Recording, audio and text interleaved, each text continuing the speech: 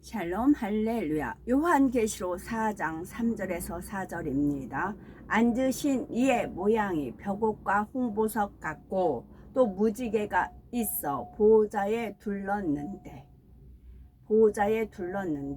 그 모양이 녹보석 같더라. 또 보호자에 둘러 24 보호자들이 있고 그 보호자들 위에 24 장로들이 흰옷을 입고 머리에 금관을 쓰고 앉았더라. 아멘. 요한계시록 31번째 사도 요한이 하나님의 보호자 있는 곳에서 보고 온 내용입니다. 사도 요한은 지금 그의 영이 시공간을 초월하여 아버지 하나님의 보호자가 있는 곳에서 일어나고 있는 상황을 보고 있습니다. 그것도 사도 요한이 계시록을 기록할 당시로부터 오랜 세월 후에 일어날 일들을 보고 있지요. 하나님께서 특별히 허락하시면 영은 시공간을 초월하여 과거로도 미래로도 어느 곳으로도 갈 수가 있다는 사실입니다. 그래서 천지 창조 이전도 볼 수 있는 것이고 백보자 대심판 이후에 가게 될 천국 생활도 또한 지옥의 참상도 볼 수가 있는 것입니다. 물론 환상을 통해서도 볼 수가 있지만 환상으로 보는 것과 사도 요한의 경우처럼 영이 분리되어 영이 직접 가서 보는 것과는 큰 차이가 있습니다. 이 차이점에 있습니다. 사도 요한은 지금 하늘에 베풀어진 보호자와 그 보호자 위에 앉으신 이를 보고 있습니다. 3절에 앉으신 이의 모양이 벽옥과 홍보석 같고 또 무지개가 있어 보호자에 둘렀는데 그 모양이 녹보석 같더라. 사도 요한은 하나님의 모습을 본 것인데 그분의 모양을 벽옥과 홍보석 같다 했습니다. 사도 요한이 하나님의 특별한 허락 가운데 하나님의 보호자와 하나님을 보고 있지만 사도 요한이 하나님의 얼굴을 정확하고 자세하게 볼 수 있는 것은 아닙니다. 하나님으로부터 발산되어서 나오는 빛 때문에 하나님의 형상의 윤곽을 자세히 볼 수는 없습니다. 예를 들어서 우리가 어두운 곳에 있다가 갑자기 밝은 곳으로 나가게 되면은 그 밝은 곳에 있는 사물들을 정확하게 볼 수가 없을 것입니다. 시간이 지나면서 눈이 빛에 적응이 되어야 비로소 사물의 윤곽을 보게 되지요. 이처럼 우리에게 조금의 어둠이라도 있으면 설령 하나님 앞에 나간다 해도 하나님으로부터 나오는 빛 때문에 하나님의 형상을 정확히 볼 수는 없습니다. 그렇다 하여 어둠이 전혀 없이 성결되기만 하면 하나님의 형상을 뵐 수 있는 것도 아니지요. 그만큼 하나님을 닮아서 더 온전한 빛이 되어야만이 하나님의 형상을 배울 수가 있습니다. 그래서 장차 천국에 가도 3000층 이상 새 예루살렘에 들어온 영혼들만이 하나님의 형상을 뵐 수가 있지요. 그것도 더 가까이에서 더 자세히 뵐 수가 있으려면 더욱 합당한 자격을 갖추어야 하는 것입니다. 지금 사도 요한 역시 하나님 앞에 합당한 자였기에 이처럼 하나님의 보호자 앞에 나아가 하나님의 보호자와 하나님의 형상을 뵐 수가 있었지만 그렇다 하여 하나님의 얼굴 모습이나 윤곽까지 자세히 볼 수 있었던 것은 아니었습니다. 그래서 하나님의 모양을 벽옥과 홍보석 같다고만 표현하고 있는 것이지요. 하나님을 딱 봤을 때 빛이 이제 빛으로 쫙 비치니까 그 빛의 모양이 벽옥, 홍보석 그렇게 표현을 한 거죠. 먼저 벽옥이라 표현한 것은 하나님으로부터 나오는 빛이 매우 다양하다는 것을 설명하는 것입니다. 마치 벽옥에 빛이 비춰지면 반사되어 나오는 여러 가지 빛들이 있는 것처럼 하나님으로부터 다양한 여러 가지 종류의 빛들이 쏟아져 나오고 있는 것을 벽옥 같다 표현하고 있다는 말이지요. 벽옥은 밝고 아름다우며 눈부신 빛을 표현합니다. 그리고 벽옥에는 청아함, 즉 산뜻하고 티없이 맑으며 정직하고 의롭다는 의미가 담겨 있습니다.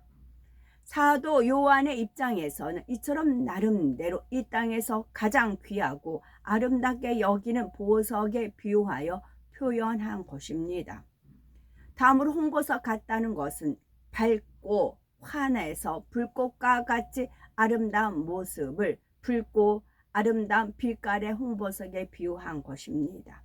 이 홍보석의 빛깔에는 바로 하나님 안에 계시는 성령의 빛이 담겨 있지요. 저가 이제 주님께서 이끄셔서 해를 딱 찍으면 청사초롱, 저는 청사초롱이요. 붉은 거에다가 이제 파랑색, 우리나라 이제 태극선 그런 모양이 있지요. 청사초롱, 이제 마치 그와 같아요. 어느 때는 녹색 있고 이제 그러죠. 사도 요한은 무지개가 있어 보좌에 둘렀는데 그 모양이 녹보석 같더라 했습니다. 무지개는 약속을 의미하지요. 창세기 9장 12에서 13절에 하나님이 가라사대 내가 나와 너희와 및 너희와 함께하는 모든 생물 사이에 영세까지 세우는 언약의 증거는 이것이라.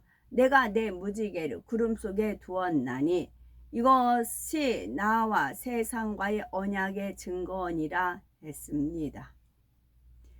16에서 17절에는 무지개가 구름 사이에 있으리니 내가 보고 나 하나님과 땅에 물을 혈기는 모든 생물 사이에 영원한 언약을 기억하리라. 하나님이 노아에게 또 이르시되 내가 나와 땅에 있는 모든 생물 사이에 세운 언약의 증거가 이것이라 하셨더라 했습니다. 하나님께서는 약속의 증거로서 하나님의 보좌를 두르고 있는 무지개를 상징으로 나타내 주셨던 것입니다. 사람 사이에도 어떤 약속을 할 때 그것을 보증하기 위해 어떤 징표를 주듯이 하나님께서도 세상과의 언약의 징표로서 친히 하나님의 보좌를 두르고 있는 무지개를 징표로 주셨다는 사실입니다. 마치 하나님의 보좌를 두고 맹세하는 것과 같다고 할 수가 있지요. 따라서 무지개를 보여주신다는 것은 하나님께서 주신 약속의 말씀에 대한 언약의 징표로서 보여주시는 것입니다. 세상의 사람들은 무지개를 자연현상의 하나로만 해석하려고 하지만 하나님을 믿는 사람들이라고 하면 무지개가 하나님의 언약의 징표임을 알아야 하지요. 더욱이 사람의 과학이나 지식으로 설명되지 않는 무지개가 나타난다고 하면 하나님께서 왜 언약의 상징인 무지개를 그처럼 희한한 모양으로 보여주고 계신지 당연히 그 의미를 궁금해 보아야 할 것입니다. 무지개란 보통 소나기 등 비가 온 직후에 태양 반대편에 나타나는 반원 모양의 채광을 말합니다. 공기 중에 수증기에 빛이 반사되어 나타나는 현상이라는 지식을 말하고 있지요. 바로 또 태양 주위를 동그랗게 두른 원형 무지개가 있지요. 그리고 원형 무지개를 보여주시는 이유는 내가 너와 함께 한다라는 의미입니다. 그러면 어떻게 해서 이런 일이 가능할까요? 그것은 하나님의 공의 가운데 합당한 조건을 통과했기 때문입니다. 하나님께서도 무조건 초자연적인 현상을 임의로 나타내 주실 수 있는 것이 아닙니다. 공의에 맞아야 나타내 주실 수가 있지요. 그 공의에 맞는 조건을 통과했기에 보여주시는 것입니다. 또 때로는 아버지 하나님께서는 공간을 열어 보여주고 계시는 것이지요. 때로는 둘째 하늘의 공간을, 때로는 셋째 하늘의 공간을, 때로는 넷째 하늘의 공간까지 열어서 무지개를 보여주고 있는 것입니다. 둘째 하늘의 공간이라는 것은 제가 이제 맑은 그 밤에도 이렇게 하얀 구름이 있죠. 맑은 하늘과 빛나는 구름, 그건 이제 둘째 하늘이고, 또 그 다음에 천사 날개 있다든가, 또 이제 무지개, 그런 거는 셋째, 넷째 하늘. 넷째 하늘은 아버지가 계신 공간이에요.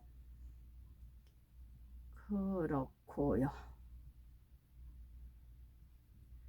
무지개는 하나의 원형 무지개 볼 때는 너와 나 그 모두가 진리 안에서 하나라는 의미도 있습니다. 우리는 성령의 띠로 하나가 되었습니다. 진리의 띠로 사랑의 띠로 하나가 되었습니다.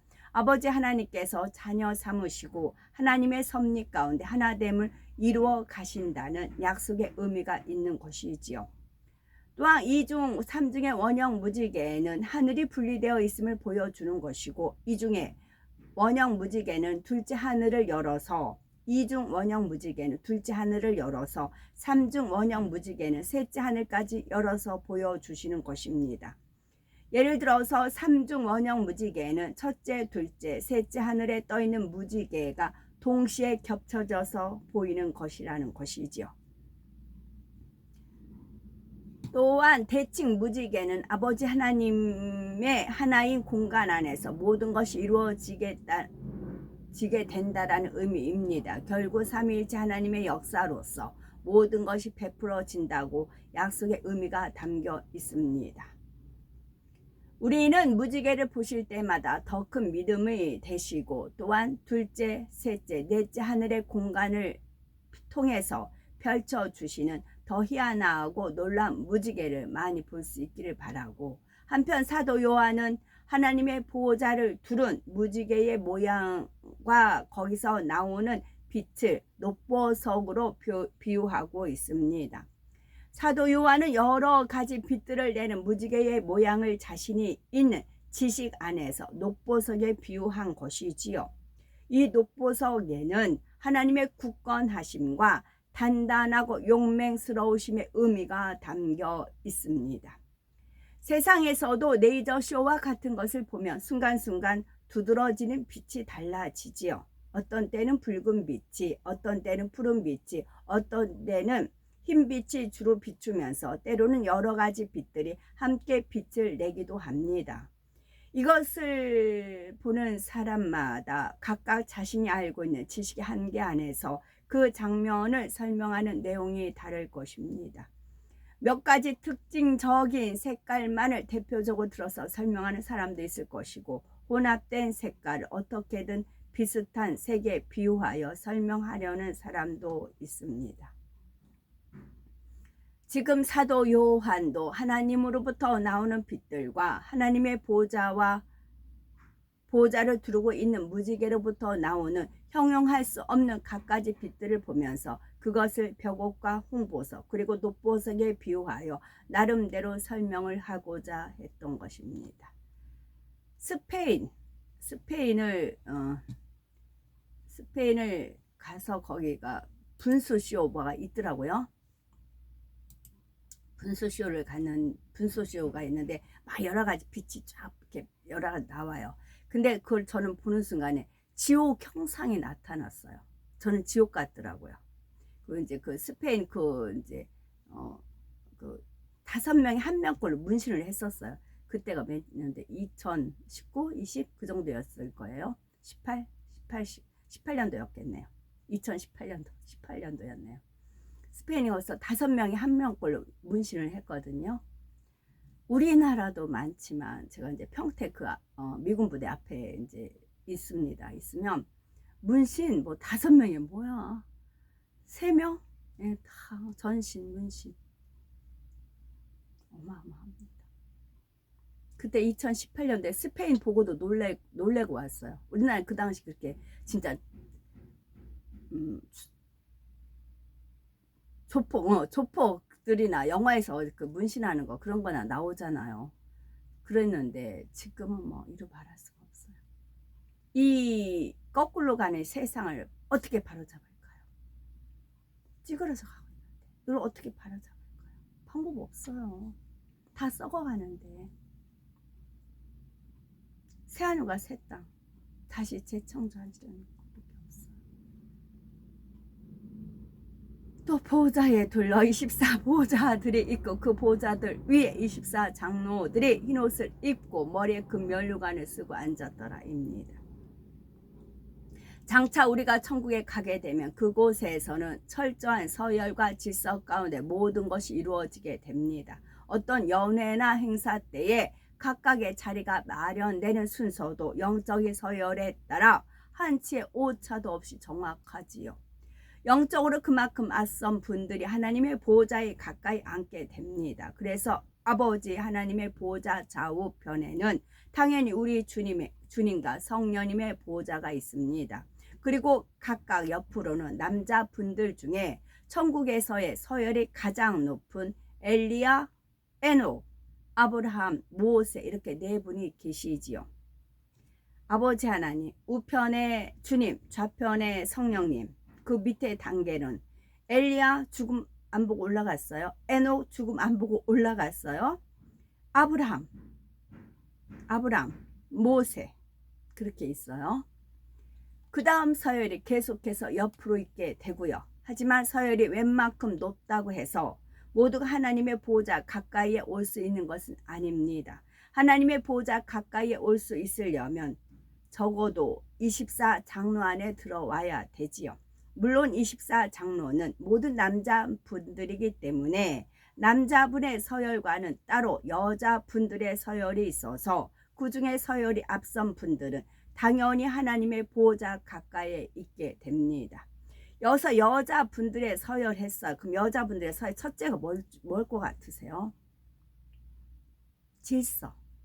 남자는 머리, 여자는 돕는 배필. 첫 번째가 그 기준이에요. 그리고 나머지.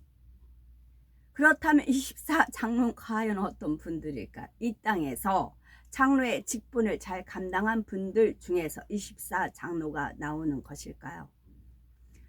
우리 모두가 믿음과 소망 가운데 이 말씀을 붙드시고 우리 안에도 24장로 안에 들어갈 수 있는 분들이 나오길 바라고, 장차 천국에 가게 되면 이 땅에서 각 사람이 영으로 이룬 정도에 따라 각각의 처소가 정해지게 됩니다. 또한 같은 처소 안에서도 영적인 서열이 정확하게 정해지지요. 24장로라면 당연히 먼저는 새 예루살렘의 진주 문을 통과하여 들어온 사람입니다. 24장로라면 당연히 먼저는 새 예루살렘의 진주 문을 통과하여 들어온 사람이고 온전히 성결되었고 생명 다해 온 집에 충성한 사람들입니다.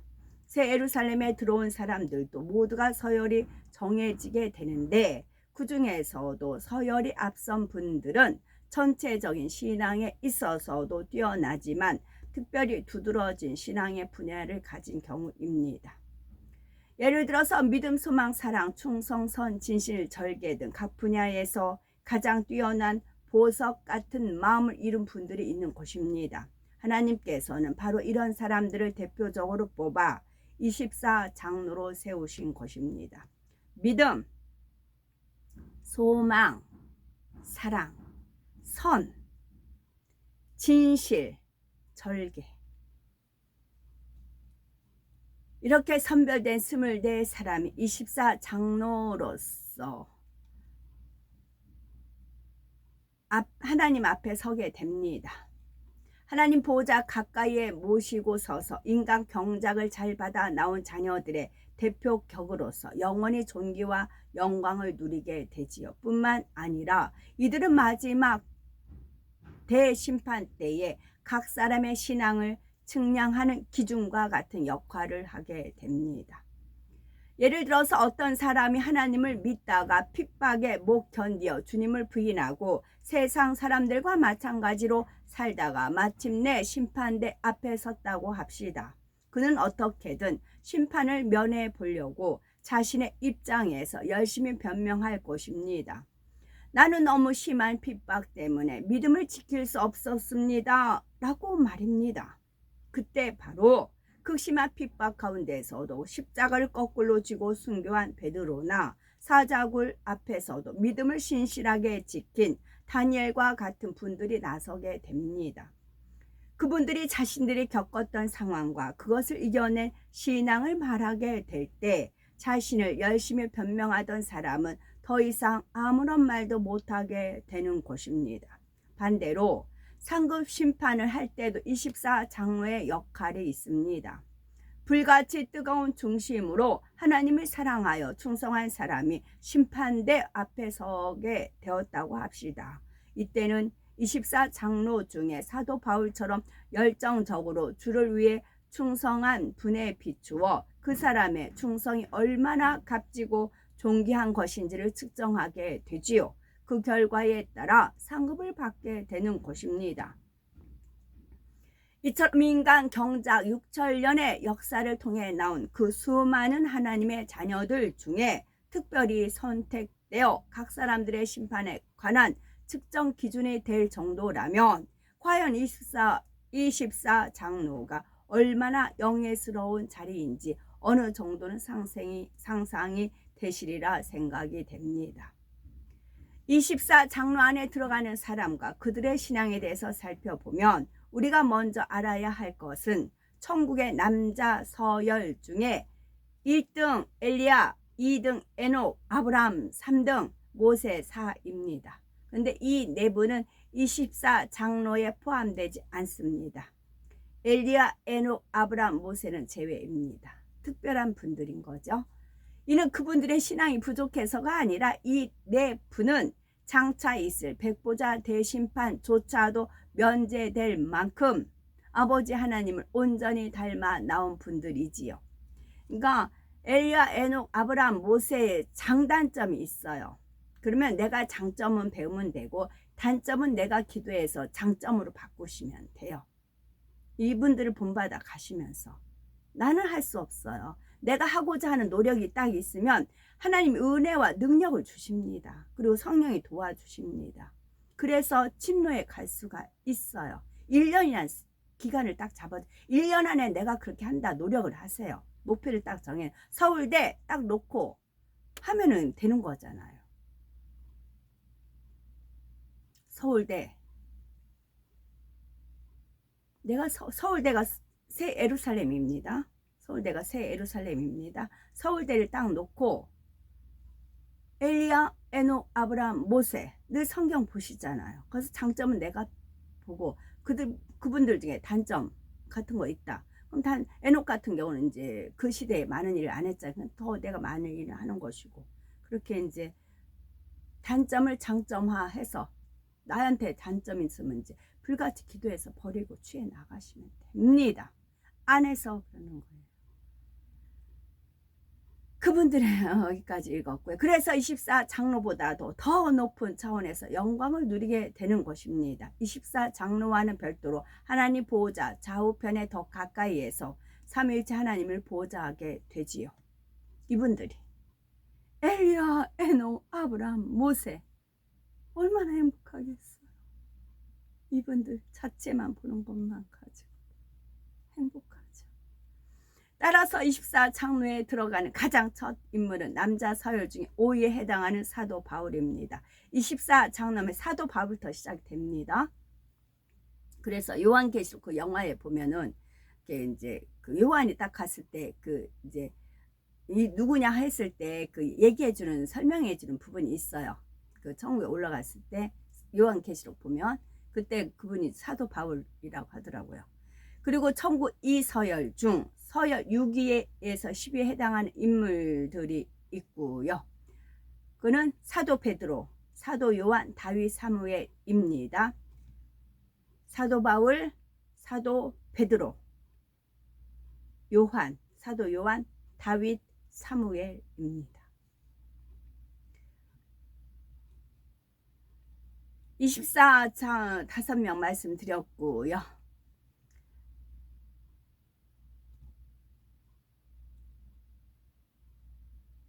그들이 뜨거운 신앙과 순결한 삶에 대해서 우리가 성경을 읽어보시면 더욱 잘 알 수 있습니다. 한 번 주를 만난 후에 평생을 주께 헌신하였던 사도 바울의 열정은 어떠하였습니까? 발이 닳도록 돌아다니며 주의 복음을 전하다가 말로 다 표현할 수 없는 고난을 당했지만 그는 한 번도 힘들다 불평하지 않았습니다. 어떤 고난 속에서도 낙심하지 않고 오직 주님의 영광만을 생각했으며 자신과 같은 죄인을 구원하여 영광의 도구로 쓰신 하나님께 감사만 드렸지요. 예를 들어서 한 번은 유대인들이 바울을 돌로 쳐서 죽은 줄 알고 마치 쓰레기처럼 성 밖에 내다 버린 일이 있었습니다.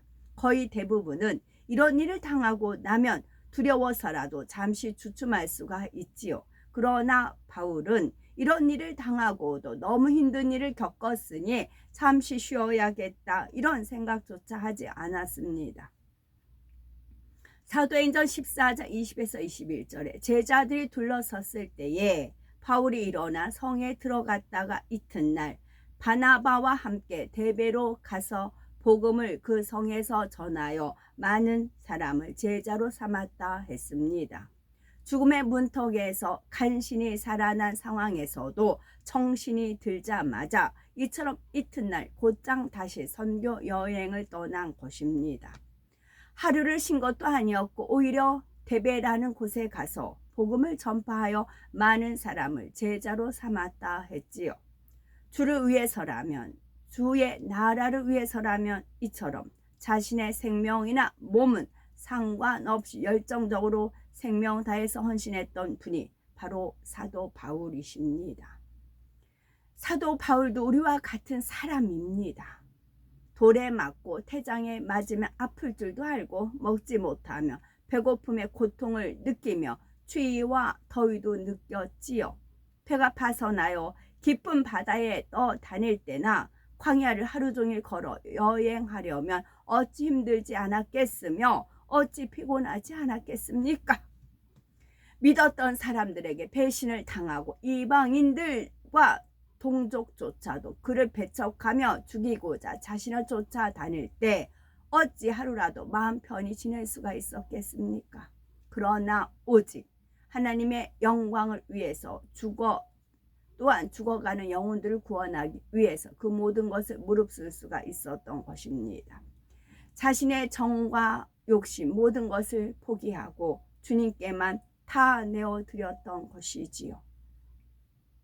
그렇다면 나는 과연 사도 바울에 비할 때 얼마만한 열심과 충성으로 하나님의 나라를 위해 달려왔는지 돌아보시고 때로는 내 자신의 연단에 지쳐서 많은 영혼들이 시들어가는 것을 보고도 그냥 방관하여 두지는 않았는지요.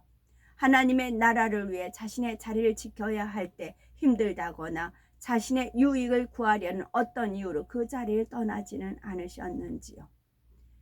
지금 우리가 심판대 앞에 서서 사도 바울을 대면하고 있는 것처럼 우리 자신을 돌아보시고 그래서 우리도 주의 일을 위해서 달려감에 있어서 우리에게 주어진 사명이나 책임을 무거운 짐으로 느끼며 갈 것이 아니라 사도 바울과 같이 감사와 기쁨으로 갈 수 있으셔야 되겠습니다.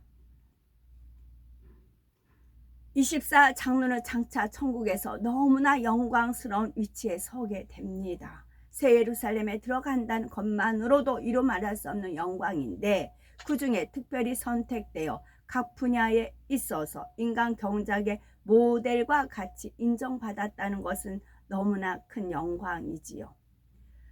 우리도 당연히 나도 24 장로의 반열에 들어가면 좋겠다 이런 소망을 가져볼 수가 있어야 됩니다. 그런데 그 영광이 결코 쉽게 주어진 것은 아니지요. 죄를 피 흘리기까지 싸워버리고 성결되어 생명을 다한 충성을 인정받아야 할 뿐만 아니라 그 중에서도 더욱 특별히 인정받을 만큼 진액을 다 쏘아 부었던 사람들에게 24 장로의 영광이 주어진다는 사실입니다.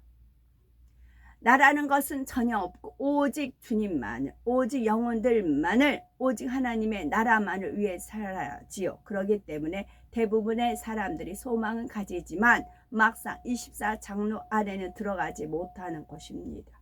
어떻게 하면 24 장로 안에 들어간다는 것은 알지만 실제로 그대로 행하는 사람 거의 없다는 말이지요. 누가 과연 정말 그렇게 할 수 있을까? 성경상에 나오는 믿음의 선진들이나 그렇게 할 수 있겠지 하며 포기해 버리고 마는 것입니다. 하지만 우리는 그래서는 안 되지요. 우리 중에도 24 장로에 들어갈 분들이 나올 것이고 그에 못지않은 분들이 많이 나와야 할 것이며 또 그렇게 될 것을 믿고 침노에 가셔야 됩니다. 물론 여인들 중에서도 높은 서열에 있는 분이 많이 나올 것입니다. 그러므로 우리는 믿음과 소망 가운데 우리의 목표를 향해서 쉼없이 전진해 가시기 바라면서 마태복음 11장 12절에 세례 요한의 때부터 지금까지 천국은 침노를 당하나니 침노하는 자는 빼앗느니라 말씀한 대로 합당한 자격을 갖춘 사람을 위해서 예비된 천국 새 예루살렘의 그 아름다운 영광을 열심히 침노에 들어간 우리가 되시기 바랍니다. 아멘. 하나님께서는 한 영혼을 천하보다 귀하게 여기고 특히 회개할 거 없는 99마리의 의인보다 잃어버린 한 마리 양을 찾으시지요. 등불을 켜고 드라마 찾은 여인같이 그런 여러 가지 표현이 있지요. 오늘 월요일 주일 일요일 날 어떤 분이 엄청 나눠주길 좋아하세요. 정말 이제 이해가 안 갈 정도로 나눠주길 좋아하세요. 그래서 그분 대할 때마다 하나님께서 기뻐하시는 건 나눠주는 거 또 기뻐하신다 그 말씀이 있잖아요. 근데 말씀 들어보면 이제 하여튼 뭐가 사상이 좀 잘못된 것이 느껴져요. 성경상에 이제 하나님이 선한데 어떻게 지옥을 만들 수 있느냐 그런 식으로 나오고, 또 어떤 분을 추천해서 유튜브 들어보라고 하도 이제 권하셔서 한번 들어봤더니 그 유튜브 그 이제 추천하신 분이 완전 잘못된 분이에요. 사도 바울에 대해서 막 엄하게 성경을 원수마귀 사단 루시퍼가 보는 입장으로 성경을 이제 보는 그런 거더라. 거기에 이제 빠져 계셨었어요. 그런데 매번 나눠주길 좋아하세요. 그래서 저도요 선불님 이제 김여사 주고 이제 그래 워낙 그분이 주신 게 많아요. 만원경에다가 비누방울 또 하여튼 많아요. 갈 때마다 이제 나눠주시고 골고루 나눠주시고 그러세요. 쉽지 않거든요. 근데 볼 때마다 하나님 나눠준 걸 너무 기뻐하는데 이제 그분 보면 저도 기뻐요. 왜냐면 하나님 말씀에 나눠주는 거 이제 기뻐하시는 그 말씀이 있기 때문에 그랬어요. 그러다가 어제 이제 그분이 이제 대화를 하기 시작을 했어요. 그랬더니 믿는 사람들한테 사기를 너무 당한 거예요. 여의도 순복음교회에 어떤 방언을 하는 그런 집사가 있대요. 그 사람한테 사기 당하고, 미국에 생활했는데 교회 집사네요. 그분도 집사였었대요. 집사인데 그 사람한테 돈 우리나라 돈 어마어마하게 또 사기 당하고, 계속 이분이 그러니까 좀 좀 착한가 봐요, 마음이. 근데 믿는 사람한테 다 사기를 당한 거예요, 몇 차례를. 그러니까 다운이 돼버렸어요. 그리고 하나님 앞에 또 11절 정직하게 꼬박꼬박 잘 냈대요. 그래서 하나님 앞에 드리면 복을 받는다 이 사상이 있어서 자기는 본인이 그렇게 했대요. 본인은 최선을 다해서 하나님 앞에 충성을 했대요. 근데 본인한테 들어오는 건 축복이 아니라 다 사기당하는 거. 믿는 사람한테. 스무개 얘기도 하더라. 방언 다다다다 한대요. 막 한대요. 근데 그 사람한테 사기당하고. 그러다 보니까 하나님이 거짓말쟁이다. 하나님 거짓말쟁이다. 그렇게 이제 자기가 그 하나님한테 등을 돌렸다는 거죠. 등을 돌려서 이제 대적은 안 하지만 그런 분이 있었어요. 그래서 이분은 이제 저랑 이제 일주일에 한 번 이렇게 대하니까 그럴 때마다 참 선했어요. 근데 인상 눈동자는 이제 이미 다른 그런 복음을 썩은 걸 받아들이니까 이제 영이 살아나지는 않았었어요. 그러다가 이분이 본인 얘기를 쭉 하면서 그러니까 이제 눈동자가 살아나더라고요. 영이 살아나더라고요. 이분은 영어, 일어, 중국어, 우리나라 말 유창합니다. 머리가 보통 비상한 게 아니세요. 그리고 거기서도 전단지 우리 성족이 우리 태극기 한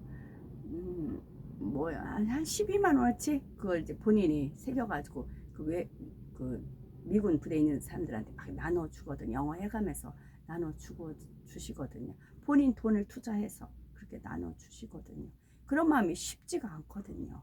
그런 귀한 마음이 있어요. 누구도 그거 쉽지 않아요. 근데 그런 귀한 마음이 있어요.